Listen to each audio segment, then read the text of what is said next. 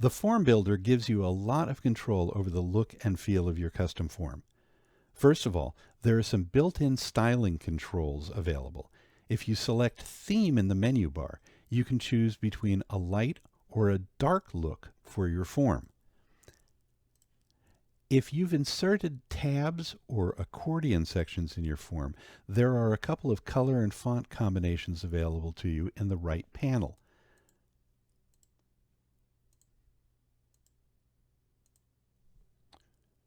You need to make sure that you have the entire tab or accordion part selected for these to be active.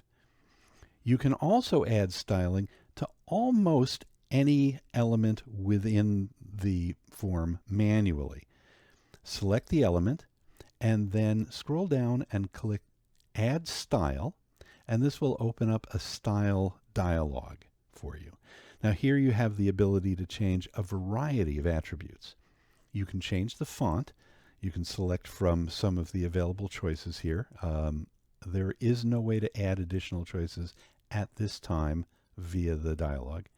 You can also change the font size, once again, and then you can change the font color, the background color, or the border color by clicking on the icon and then either selecting the hex code, the RGB code from one of the predefined colors here, or using the slider or the wheel to select different colors for yourself there. We'll choose something there. With the border, you can also select, with the border, you can also select the border style and the border width.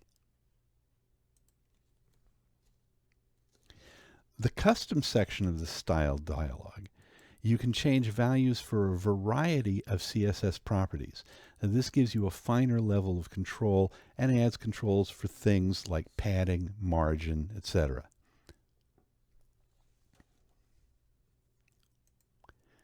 You can select whether your style changes will be visible in all of the new edit and view form states or only at certain times. You can also add conditional statements for your styling, but we'll address conditional formatting in a future tutorial. Your changes do not become active until you click Save. After you've saved your styling selections, the style will be available in the right panel.